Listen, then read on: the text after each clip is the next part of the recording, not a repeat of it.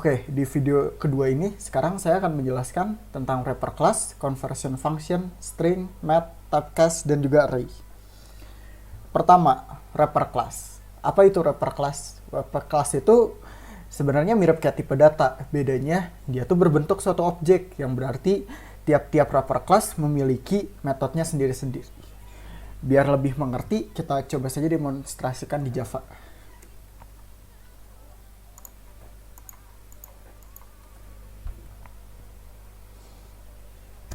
Oke, sama seperti mendeklarasikan variabel, mendeklarasikan tipe data yang lainnya. Untuk mendeklarasikan wrapper class, mudah saja. Misalnya kita ingin mendeklarasikan suatu wrapper class berbentuk integer. Kita bisa taruh di bawah public class main atau langsung di public static void. Untuk contoh ini, kita coba langsung di public static void main-nya saja. Misal kita namakan variabel ini x.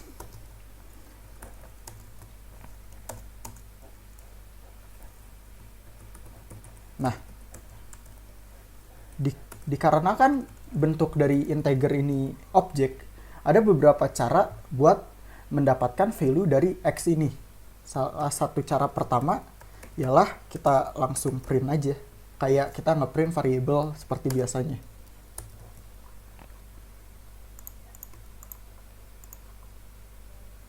Kita coba run, dan dia masuk. Nah, cara kedua bisa kita panggil metode di dalam objek ini.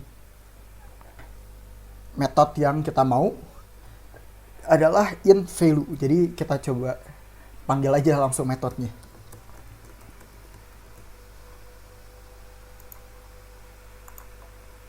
Nah, sama kan value-nya.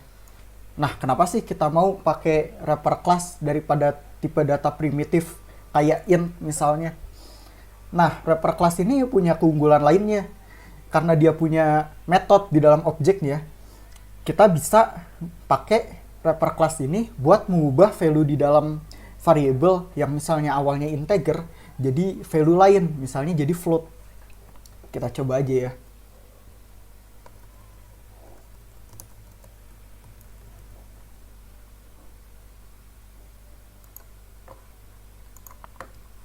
Nah, value-nya berubah dari yang awalnya integer, dia berubah jadi float 10.0. Selain kita bisa mengubah nilai dari suatu variabel yang misalnya tipe datanya dari integer ke float, kita juga bisa mengubah tipe data yang awalnya string jadi tipe data lain kayak integer, double, atau float. Kita coba aja. Misalnya kita punya sebuah string x dengan value 10.2. Nah, sekarang ini bentuknya itu string. Kita nggak bisa melakukan perhitungan matematika di dalam sini. Tapi misalnya kita kita mendeklarasikan suatu objek dengan tipe data double, x misalnya, jangan x, namanya sama. Misalnya kita namain y, sama dengan, terus kita panggil metode ya untuk mengubah dari string menjadi float. Nah, nama metodenya tuh double dot value of dari x. Nah, sekarang ini value yang awalnya string 10.2-nya berubah jadi float. Jadi kalau misalnya sekarang kita print, sekarang dia berubah jadi float. Nah, gimana? Kita coba bikin biar dia lebih kelihatan ya. Nah, ini yang awalnya x, kita x plus x. Sekarang ini yang sudah berubah jadi float, kita y plus y in. Dan bisa dilihat hasilnya, yang atas yang masih menjadi string, dia tuh cuma digabungin jadi antara dua string. Sedangkan yang bawahnya setelah sudah jadi float, dia dilakukan operasi aritmatika. Nah, selain conversion function yang tadi sudah saya jelaskan menggunakan value of, ada cara lainnya untuk mengubah dari string menjadi tipe data yang kita mau. Salah satunya kita bisa langsung declare objeknya, seperti dilihat di variabel D2 ini. Cara lainnya adalah menggunakan metode parse double, atau kalau misalnya mungkin kalian mau ubah jadi integer jadi parse in, mau diubah jadi float parse float, dan lain sebagainya. Oke, sekarang saya akan menjelaskan string. Stringnya tuh sebenarnya array of character. Jadi sebenarnya string itu kumpulan dari karakter. Jadi tipe data string itu sebenarnya karakter. Cuman dia ada banyak karakternya nih. Jadi berubah jadi string, bukan karakter lagi. Ada berbagai cara untuk mendeklarasikan string di dalam Java. Salah satunya kita bisa melakukan objek deklarasi dengan string, terus kita kasih value-nya. Atau kita bisa langsung deklarasikan seperti variabel biasanya. Cara lainnya adalah jika kita punya array karakter, kita bisa masukin ke dalam objek string buat mengubah itu jadi string. Oke, sekarang saya akan menjelaskan berbagai metode dan fungsi yang sangat berguna di string pada Java. Pertama, kalau kalian pernah ngoding di C atau C++, kalau kita mau membandingkan dua buah string, itu rada susah ya. Kita perlu suatu fungsi yang ada di C, tapi bahkan dengan itu tuh kadang nggak intuitif. Kalau di Java, gampang aja mau ngebandingin string. Misalnya kita punya string ini. String X sama, misalnya kita isi dengan value hello. Nah, di dalam Java, kalau ingin membandingkan dua buah string, bisa kita langsung pakai operator sama dengan.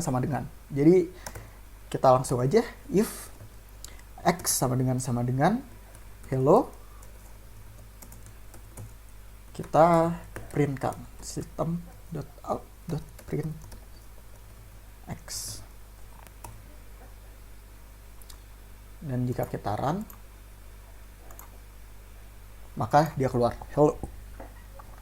Selain pakai operator sama dengan, kita juga bisa menggunakan metode yang ada di dalam objek string. Metode tersebut adalah compare to.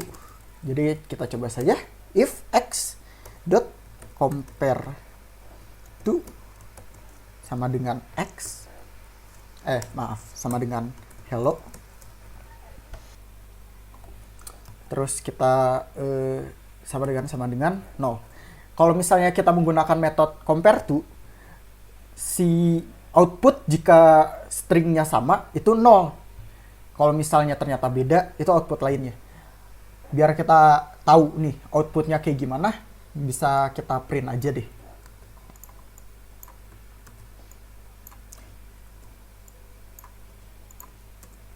Nah, pertama gimana nih kalau misalnya stringnya sama? Kalau stringnya sama, dia akan mengoutput 0. Kalau misalnya stringnya beda gimana? Misalnya kita pakai hell aja. Nah, dia 2. 2 tuh maksudnya apa sih? 2 tuh jumlah karakter yang berbeda daripada kata yang mau kita compare. Nah, awalnya kan hello nih. Nah, ini cuman hell, cuman 3 huruf. Jadi kurang 2.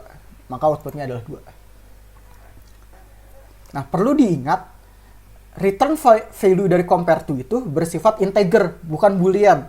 Jadi jika kalian ingin menggunakan metode compare to di dalam if, kalian nggak bisa cuman langsung seperti ini. Kalian nggak bisa langsung kayak gini. Dimana kalau misalnya, kalian nggak bisa langsung kayak gini nih. Dimana kalau misalnya fungsinya mereturn boolean, kalian bisa langsung kayak gini.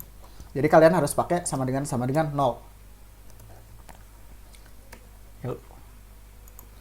Terus kita system.out.println X. Nah, baru bisa.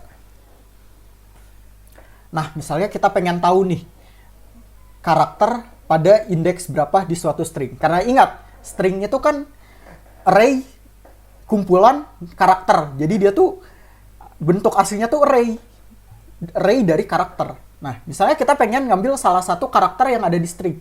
Gimana nih? Kita bisa pakai metode char add di dalam objek string. Jadi kita langsung contohkan saja ya. Println x.char add. Nah, parameternya apa nih? Parameternya tuh indeks berapa yang kalian mau ambil karakternya. Misalnya kita ambil indeks 0. maka keluar karakternya, yaitu H. Nah, terus misalnya kita dikasih sebuah variable string ini, atau kita dikasih sebuah string. Nah, stringnya tuh berantakan misalnya, kayak gini nih. Ada yang huruf kecil, ada yang huruf besar. Nah, terus kita pengen nih, gimana biar stringnya tuh semuanya jadi huruf kecil, atau semuanya jadi huruf besar. Nah, mudah saja, Java telah menyediakan suatu metode di dalam objek string. Namanya tuh toLowerCase. Kalau kita mau semua hurufnya jadi kecil, atau toUpperCase jika kita pengen semua hurufnya tuh jadi huruf besar. Oke, bisa kita langsung coba ya.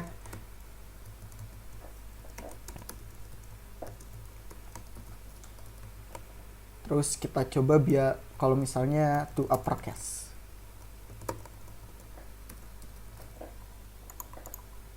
Terus kalau kita print, maka yang satu jadi huruf kecil semua, yang satu jadi huruf besar semua. Nah, terus gimana misalnya kita mau tahu berapa panjang string yang ada di variable X, atau misalnya kita dikasih string, nah kita disuruh buat tahu berapa sih panjang string tersebut. Nah, kalau pengen kayak gitu, kita bisa langsung aja pakai metode length. Sama aja, metode tersebut ada di objek string, jadi bisa kita langsung panggil. Dan jika kita run, maka muncul panjang stringnya tuh ada 5. Kalau kita hitung 1, 2, 3, 4, 5. Benar ada 5 ya.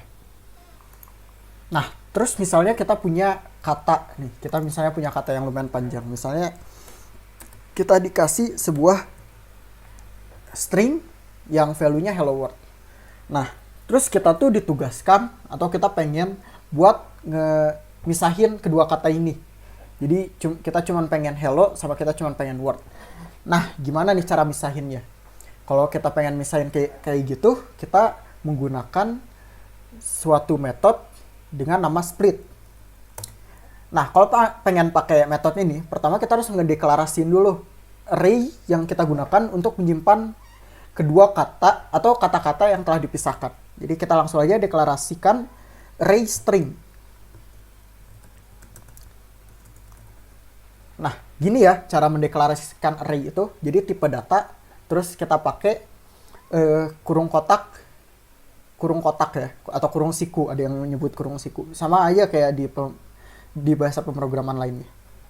Terus nama array-nya kita namain aja split atau split X mungkin. Nah, terus kita panggil nih metodenya x.split. Nah, metode ini tuh menggunakan 2 parameter. Yang pertama tuh delimiter. Maksudnya delimiter tuh apa sih? Delimiter tuh jadi di karakter apa si kata ini mau di split. Nah, kita kan pengen nge-split hello sama word. Nah, yang memisahkan kata hello sama word ini adalah spasi. Berarti delimiter yang kita mau tuh spasi. Nah, parameter kedua, berapa banyak kita mau nge-split kata ini. Jadi kita mau cuman nge-split jadi 2 kata kah? Atau kita mau misahin jadi 3 kata? Atau 10 kata mungkin? Karena kita cuman punya 2 kata, jadi kita taruh aja 2. Nah, terus bisa kita coba print 0 dan 1. Kita run. Dan keluar. Sebenarnya masih ada banyak metode yang bisa kalian coba di string. Saya sarankan kalian untuk mencoba sendiri untuk bisa lihat nih outputnya bakal apa aja. Tapi beberapa metode yang ada dalam string bisa Anda lihat di layar. Nah, misalnya kita ingin melakukan berbagai perhitungan di matematika, tapi perhitungan tersebut tidak bisa hanya dilakukan dengan operator aritmatika. Misalnya kita pengen dapetin value dari pi nih buat ngitung luas lingkaran. Atau misalnya kita pengen ngelakuin operasi trigonometri kayak sin, cos, dan sebagainya. Nah, gimana kita melakukan itu di Java? Kita bisa menggunakan library math yang sudah disediakan di Java. Nah, pertama bisa kita import dulu library-nya. Import java.math. Nah, buat tutorial ini saya akan melakukan import ke semua file yang ada di dalam math. Gimana cara ngelakuinnya? Kita bisa langsung aja pakai bintang. Bintang tuh maksudnya semua yang ada di library math mau kita masukin nih ke program kita. Oke, sekarang misalnya saya pengen dapetin value-nya pi nih. Gimana caranya? Nah, gampang aja. Kita bisa langsung manggil metode di dalam math yang namanya pi. Kita coba printkan saja ya.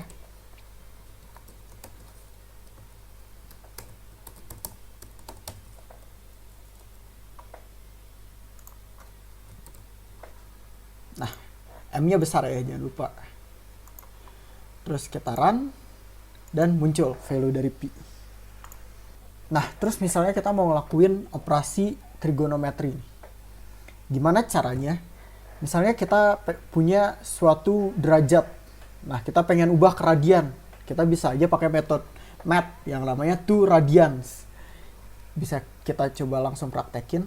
Misalnya kita punya suatu derajat nih. Misalnya 30 derajat. Nah, terus kita pengen ubah 30 derajat ini jadi radian. Misalnya kita simpen di variabel lain aja. Soalnya mau buat metode lain mau saya pakai ini value-nya. Radian. Nah, bisa langsung aja kita panggil metodenya to radians. Pakai S ya, jangan lupa. Lalu parameternya adalah nama variabel yang mau kita ubah atau value dari yang mau kita ubah. Jadi derajat. Nah, sekarang kalau misalnya kita coba print nih.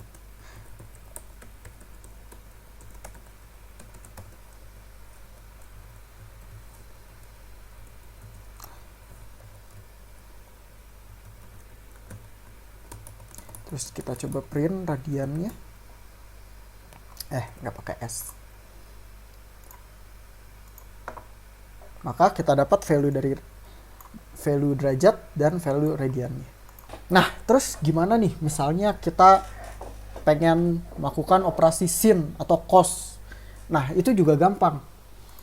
Kalian tinggal panggil metodenya, yaitu seperti nama fungsi yang kalian mau. Jadi kalau misalnya pengen melakukan operasi sin, tinggal math.sin, atau mau cos, math.cos. Misalnya saya ingin melakukan operasi sin. Nah, parameter yang dia ambil tuh dalam bentuk radian. Jadi jangan kebalik ya. Kalau kalian mau pakai fungsi ini, kalian harus menggunakan math to radians dulu. Kalau misalnya kalian punya value dalam bentuk derajat. Jadi kita pakai parameter variabel kita yang tadi buat parameternya. Terus misalnya saya pengen cos nih di sini. Sama aja, tinggal radian. Nah, kita coba dan muncul value-nya sin dan cos.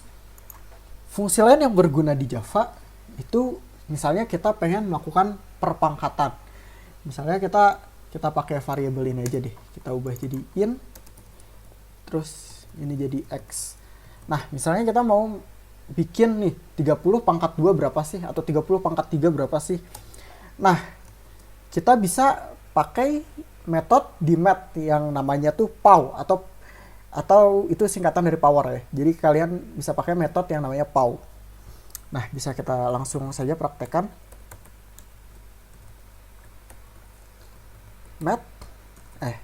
math.pow.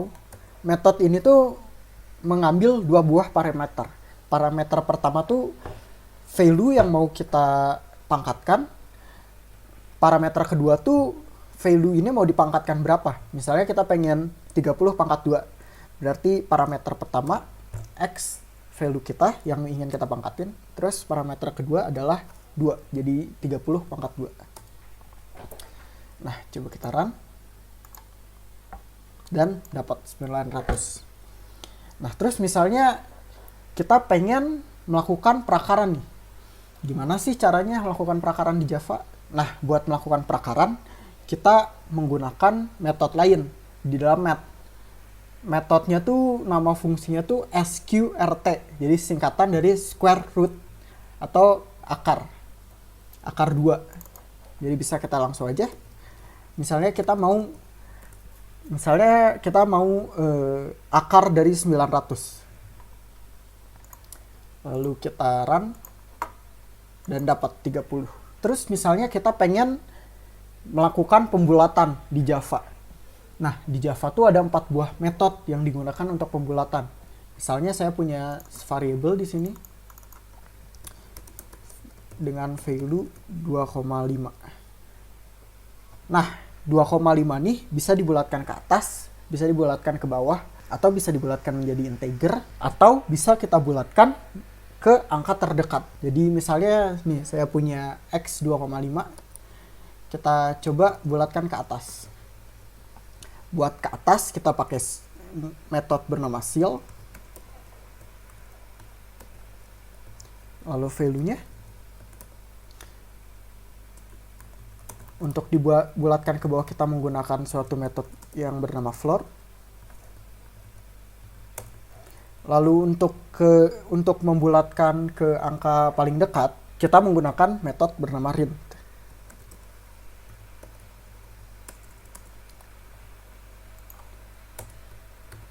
Dan untuk membulatkan menjadi integer, kita pakai metode round.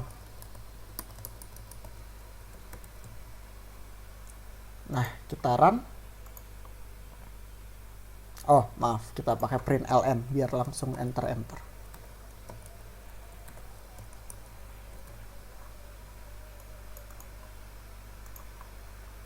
Dan bisa dilihat hasilnya. Ini dibulatkan ke atas, ini dibulatkan ke bawah, ini dibulatkan ke angka terdekat. Maksudnya tuh kalau misalnya dia di atas 2,6, di atas 2,5 nih, misalnya kita jadikan 2,6, dia bakal membulatkan ke atas. Misalnya di bawah 2,5, dia bakal membulatkan ke bawah. Terus dibulatkan menjadi integer 3. Nah, terus misalnya kita dikasih 2 buah variabel seperti ini, 10 dan 15. Dan kita ingin tahu di mana sih antara kedua variabel ini, mana yang paling besar atau mana yang paling kecil. Kalian bisa aja sebenarnya pakai if kalau kalian lakuin kayak gini. Cuman kalau kita pakai if, kayaknya rasanya kurang gitu, kurang bagus. Kalau buat pengen tahu yang mana lebih besar aja harus pakai if. Nah, terus gimana nih? Cara lainnya, kita bisa pakai metode yang ada di math, yaitu max untuk mencari nilai paling besar dan min untuk mencari nilai paling kecil. Pertama, saya akan mendemonstrasikan untuk fungsi max.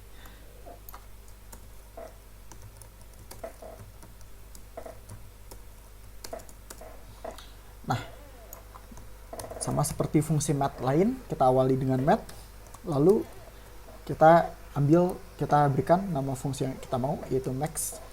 Nah, max ini mengambil 2 buah parameter, yaitu variabel pertama dan variabel yang kedua yang mau kita bandingkan. Jadi variabel pertamanya x dan variabel kedua y. Kita run dan muncul 15. Misalnya kita mau pakai min gimana? Sama aja, cuman tinggal diubah dari max jadi min dan dapat nilainya. Nah, terus misalnya kalian ingin mengenerate suatu value yang random, misalnya dari 0 sampai 10 atau dari 2 sampai 10. Gimana sih caranya? Nah, caranya kita bisa menggunakan suatu metode, yaitu metode random yang ada di dalam math juga. Jadi bisa kita coba saja langsung system.out.println lalu math.random. Nah, math.random ini tidak menerima parameter apapun. Nah, terus jadi gimana nih cara kita nge-assign value maksimal yang bisa di-generate atau value minimal yang bisa di-generate? Buat mendeklar value maksimal yang bisa di-generate, setelah kalian mendeklarasikan metode ini, kalian bisa tambahkan kali, lalu value maksimal yang mau kalian generate, misalnya 10. Nah, sekarang value yang di-generate oleh fungsi ini tidak bisa lebih dari 10. Nah, terus gimana nih caranya misalnya kita pengen ngedeclare angka terkecil yang bisa di-generate dari fungsi ini. Nah, pertama kita ganti dulu nih angka 10 nih. Jadi, angka maksimal yang mau kita generate dikurangin angka minimal yang mau kita generate ditambah 1. Misalnya kita pengen angka minimalnya tuh 3, berarti kita bikin 10 kurang 3, 7. 7 ditambah 1, jadi 8.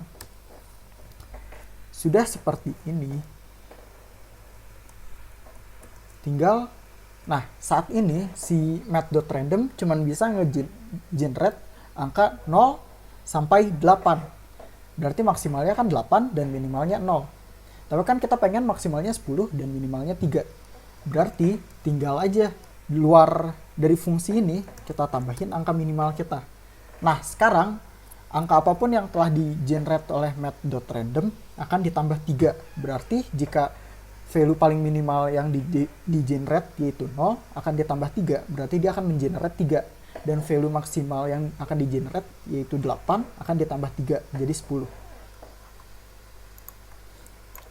9, 8, dan seterusnya. Jadi dia nggak akan bisa lebih dari 10 dan nggak bisa lebih kecil dari 3. Nah, terus misalnya kita mau nih, kan saat ini tuh value yang di-generate itu bersifat float ya. Nah, gimana caranya biar value yang di-generate itu bersifat integer atau bertipe data integer. Nah, biar bisa kayak gitu, kita menggunakan yang namanya typecasting. Typecasting itu merubah suatu tipe data menjadi tipe data yang lainnya. Bedanya sama casting yang sebelumnya tuh dilakukan menggunakan metode. Kalau sekarang kita menggunakan tipe data primitif. Jadi kita coba langsung aja ya. Pertama kita declare dulu sebuah variable bertipe data yang ingin kita ubah. Jadi misalnya int x. Udah kayak gini, kita pakai kurung buka kurung tutup. Lalu tipe data yang ingin kita ubah, yaitu int. Lalu tinggal kita masukin saja fungsi ini. Kita tambahin titik koma. Lalu kita masukkan ke sini x. Dan kita coba print 3. Ininya kita kurung buka kurung tutup dulu.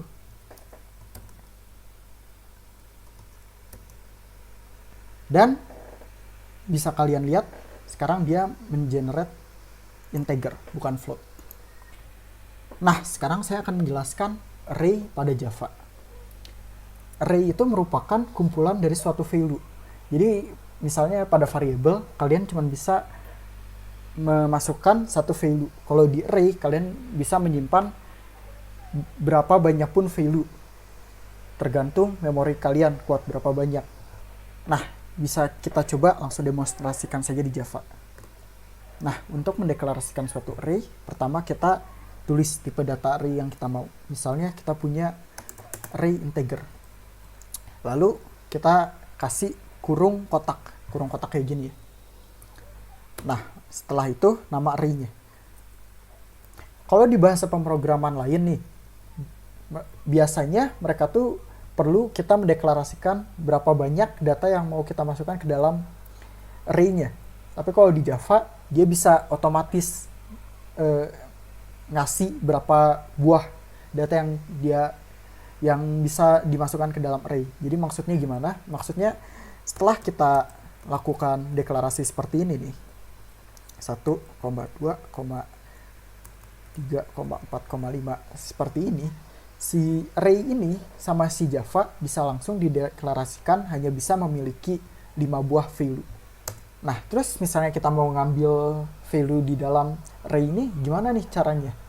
Caranya kita panggil indeksnya. Maksudnya indeksnya itu apa? Indeksnya itu tempat si value ini berada.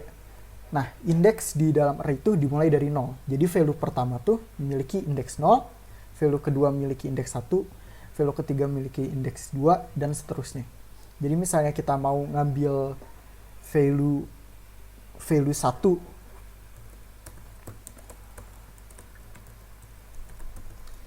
kita manggilnya indeks ke 0.